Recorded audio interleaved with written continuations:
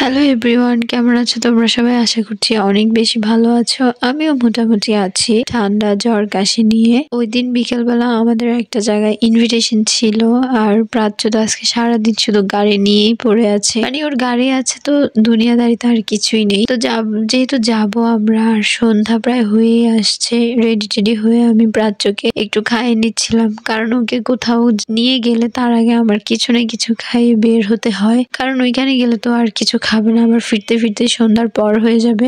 আমি আসার সময় শাড়ি ব্লাউজ কোনো কিছুই আনিনি, এটা আমার মার শাড়ি, আর আমি যে ব্লাউজটা পরেছি এটা হচ্ছে আমার কাকের। দুইজনের কাছ থেকে দুইটা নিয়ে এসে তারপরে আমি পরেছি। বাড়িতে আসার পর কোথাও গেলে আমি শাড়ি পরেই যাই, সব সময় ভালো লাগে।